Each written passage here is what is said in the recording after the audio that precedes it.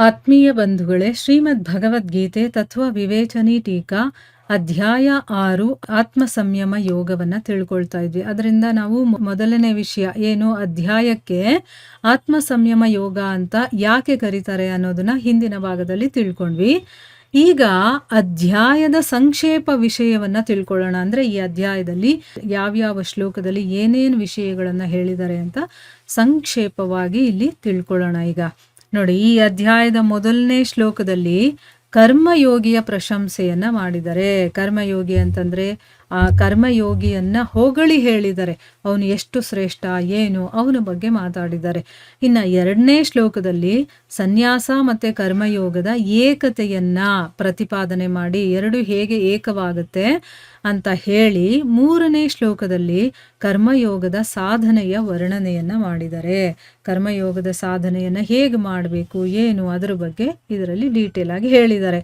ಇನ್ನು ನಾಲ್ಕರಲ್ಲಿ ಯೋಗಾರೂಢ ಪುರುಷ ಇರ್ತಾನಲ್ಲ, ಆ ಯೋಗಾರೂಢ ಪುರುಷನ ಲಕ್ಷಣಗಳಿಗೇನು ಅದರ ಬಗ್ಗೆ ವಿವರಿಸಿ, ಐದನೇ ಶ್ಲೋಕದಲ್ಲಿ ಪೂರ್ವೋಕ್ತ ಮನುಷ್ಯನಿಗೆ ಯೋಗಾರೂಢಾವಸ್ಥೆಯನ್ನ ಪ್ರಾಪ್ತಿ ಮಾಡ್ಕೋಬೇಕು, ಅಂದ್ರೆ ಒಬ್ಬ ಮನುಷ್ಯ ಯೋಗಾರೂಢ ಅವಸ್ಥೆಯನ್ನ ಪಡ್ಕೊಳ್ಬೇಕು ಅನ್ನೋ ರೀತಿಯಲ್ಲಿ ಪ್ರೋತ್ಸಾಹವನ್ನ ಕೊಟ್ಟು ಅವನ ಕರ್ತವ್ಯದ ನಿರೂಪಣೆಯನ್ನ ಮಾಡಿದ್ದಾರೆ. ಅವನು ಏನೇನೆಲ್ಲ ಕರ್ತವ್ಯಗಳನ್ನ ಮಾಡಬೇಕು ಅನ್ನೋದ್ರ ಬಗ್ಗೆ ಕೂಡ ಹೇಳಿದ್ದಾರೆ. ಇನ್ನು ಆರನೇ ಶ್ಲೋಕದಲ್ಲಿ ತನಗೆ ತಾನೇ ಮಿತ್ರ ಮತ್ತೆ ತನಗೆ ತಾನೇ ಶತ್ರುವಾಗಿದ್ದಾನೆ ಅನ್ನುವ ಹಿಂದೆ ಹೇಳಿರುವಂತ ಮಾತಿನ ರಹಸ್ಯವನ್ನ ಬಯಲು ಮಾಡಿ, ಅಂದ್ರೆ ಅದಕ್ಕೆ ಅರ್ಥ ಏನು ಅನ್ನೋದನ್ನ ಡೀಟೇಲ್ ಆಗಿ ವಿವರಣೆ ಮಾಡಿ, ಏಳನೇ ಶ್ಲೋಕದಲ್ಲಿ ಶರೀರ, ಮನಸ್ಸು ಮತ್ತೆ ಇಂದ್ರಿಯಾದಿಗಳನ್ನ ಇದನ್ನೆಲ್ಲ ಹೇಗಪ್ಪ ಗೆಲ್ಲೋದು ಅಥವಾ ಗೆದ್ದ ಮೇಲೆ ಅದರ ಫಲ ಏನು ಅನ್ನೋದನ್ನು ಕೂಡ ಭಗವಂತ ಹೇಳಿದ್ದಾನೆ. ಇನ್ನು 8 ಮತ್ತು 9ನೇ ಶ್ಲೋಕದಲ್ಲಿ ಪರಮಾತ್ಮನನ್ನ ಪಡ್ಕೊಂಡ ಮನುಷ್ಯನ ಲಕ್ಷಣಗಳೇನು ಮತ್ತೆ ಅದರ ಮಹತ್ವ ಏನು ಅದನ್ನೆಲ್ಲ ವರ್ಣನೆ ಮಾಡಿದ್ದಾನೆ. ಇನ್ನು 10ನೇ ಶ್ಲೋಕದಲ್ಲಿ ಧ್ಯಾನ ಯೋಗಕ್ಕಾಗಿ ಪ್ರೇರೇಪಣೆ ಮಾಡಿ 11ರಿಂದ 14ನೇ ಶ್ಲೋಕದವರೆಗೆ ಕ್ರಮಶಃ ಸ್ಥಾನ, ಆಸನ ಮತ್ತೆ ಧ್ಯಾನ ಯೋಗದ ವಿಧಿಯ ನಿರೂಪಣೆಯನ್ನ ಮಾಡಿದ್ದಾನೆ. ಹೇಗೆ ಮಾಡಬೇಕು, ಯಾವ ರೀತಿ ಕೂತ್ಕೋಬೇಕು, ಯಾವ ಆಸನದಲ್ಲಿ ಕೂತ್ಕೋಬೇಕು ಮತ್ತೆ ಧ್ಯಾನ ಯೋಗದ ವಿಧಿ ಏನು ಎಲ್ಲವನ್ನು ಕೂಡ ಡೀಟೇಲ್ ಆಗಿ ವಿವರಣೆ ಮಾಡಿದ್ದಾನೆ.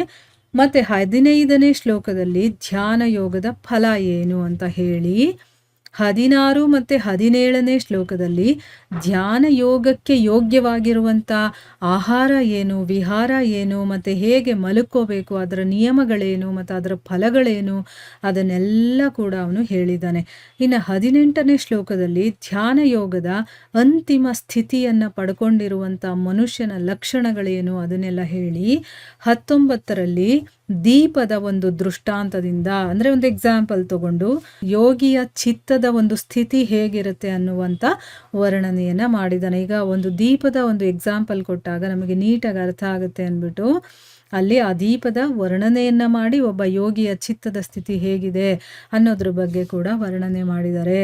ಇದಾದ ಮೇಲೆ 20ರಿಂದ 22ರ ತನಕ ಧ್ಯಾನ ಯೋಗದ ಮೂಲಕ ಆ ಭಗವಂತನನ್ನ ಪಡ್ಕೊಂಡಿರುವಂತಹ ಮನುಷ್ಯನ ಸ್ಥಿತಿಯ ವರ್ಣನೆ ಮಾಡಿ, 23ರಲ್ಲಿ ಆ ಸ್ಥಿತಿಯ ಹೆಸರು ಯೋಗ ಅಂತ ಹೇಳಿ ಅದನ್ನ ನಾವು ಪಡ್ಕೊಳ್ಬೇಕು ಅನ್ನೋದಕ್ಕೆ ಅವನು ಪ್ರೇರಣೆಯನ್ನ ಕೊಟ್ಟಿದ್ದಾನೆ. ಈಗ ಒಬ್ಬ ಮನುಷ್ಯ ಧ್ಯಾನ ಯೋಗದ ಮೂಲಕ ಪಡ್ಕೊಂಡ್ರೆ ಹೇಗಿರ್ತಾನೆ, ಪಡ್ಕೊಂಡಿರುವಂಥ ಮನುಷ್ಯನ ಸ್ಥಿತಿ ಹೇಗಿದೆ ಅದನ್ನೆಲ್ಲ ವರ್ಣನೆ ಮಾಡಿ ಅದಕ್ಕೆ ಯೋಗ ಅಂತ ಕರೀತಾರೆ. ಅದನ್ನ ನೀವು ಕೂಡ ಪಡ್ಕೊಳ್ಬೇಕು ಅಂತ ಪ್ರೇರಣೆಯನ್ನ ಮಾಡಿದ್ದಾನೆ. 24 ಮತ್ತು 25ರಲ್ಲಿ ಅಭೇದ ರೂಪದಿಂದ ಆ ಪರಮಾತ್ಮನ ಧ್ಯಾನ ಯೋಗದ ಸಾಧನೆಯ ಪ್ರಣಾಳಿಯನ್ನ ತಿಳಿಸಿ, 26ರಲ್ಲಿ ವಿಷಯಗಳಲ್ಲಿ ವಿಚರಿಸುವಂತಹ ಮನವನ್ನ, ಈಗ ನಮ್ಮ ಮನಸ್ಸು ಯಾವಾಗಲೂ ಬೇರೆ ಕಡೆ ಹೋಗ್ತಾ ಇರುತ್ತೆ, ಬೇರೆ ಬೇರೆ ಬೇರೆ ವಿಷಯಗಳೆಲ್ಲ ಅದು ವಿಚಾರಣೆ ಮಾಡ್ತಾ ಇರುತ್ತೆ. ಅಂಥ ಮನಸ್ಸನ್ನ ಆಗಾಗ ಎಳೆದು ಎಳೆದು ಅದನ್ನ ಪರಮಾತ್ಮನಲ್ಲಿ ನೆಲೆಗೊಳಿಸ್ಬೇಕು ಅಂತ ಪ್ರೇರಣೆಯನ್ನ ಮಾಡಿದ್ದಾರೆ. ಅದು ಓಡ್ ಹೋಗ್ತಾ ಇರುತ್ತೆ, ಆ ರೀತಿ ಅದು ಅಲ್ಲಿ ಇಲ್ಲಿ ಇಲ್ಲಿ ಅಲ್ಲಿ ತಿರುಗಾಡೋದಕ್ಕೆ ಬಿಡದೆ ಅದನ್ನ ಪರಮಾತ್ಮನ ವಿಷಯದಲ್ಲಿ ಕೂರಿಸ್ಬೇಕು, ತಂದು ತಂದು ತಂದು ಕೂರಿಸ್ಬೇಕು. ಆ ರೀತಿ ಮಾಡ್ತಾ ಮಾಡ್ತಾ ಏನಾಗುತ್ತೆ, ಆಮೇಲೆ ಅದಕ್ಕೆ ಅದು ಅಭ್ಯಾಸ ಥರ ಆಗಿ ಅದಕ್ಕೆ ಅದರಲ್ಲೇ ಒಂದು ಇಂಟ್ರೆಸ್ಟ್ ಬಂದ್ಬಿಡುತ್ತೆ. ಆಮೇಲೆ ನಾವು ಫೋರ್ಸ್ ಮಾಡುವಂಥ ನೆಸೆಸಿಟಿ ಇರಲ್ಲ. ಅದು ತಂತಾನಾಗೆ ಆ ಸಮಯ ಆಯಿತು ಅಂದಿದ ತಕ್ಷಣ ಅದೇ ಬಂದು ತನ್ನ ಕೆಲಸವನ್ನು ಮಾಡೋದಕ್ಕೆ ಶುರು ಮಾಡುತ್ತೆ. ಸೊ ಮನಸ್ಸನ್ನು ಕಂಟ್ರೋಲ್ ಮಾಡೋದು ತುಂಬ ಕಷ್ಟ. ಆದರೆ ಒಂದು ಸರಿ ಅದು ಇದರ ಕಡೆ ಒಲವು ಬಂದ್ಬಿಡ್ತು, ಆಧ್ಯಾತ್ಮಿಕದ ಕಡೆ, ಭಗವಂತನ ಕಡೆಗೆ ಅಂತಂದರೆ ಆಮೇಲೆ ನಮಗೇನು ಕಷ್ಟ ಆಗೋದಿಲ್ಲ. ತಂತಾನಾಗ ಆ ಸಾಧನೆ ಅನ್ನೋದು ನಡ್ಕೊಂಡು ಹೋಗ್ತಾ ಇರುತ್ತೆ. ಸೊ ಇಲ್ಲಿ ಈಗ 26ನೇ ಶ್ಲೋಕದವರೆಗೂ ಕೂಡ ತಿಳ್ಕೊಂಡ್ವಿ. ಮುಂದುವರೆದ ಶ್ಲೋಕಗಳನ್ನು ನಾವು ಮುಂದಿನ ಭಾಗದಲ್ಲಿ ತಿಳ್ಕೊಳ್ಳೋಣ. ಹರೇ ಕೃಷ್ಣ.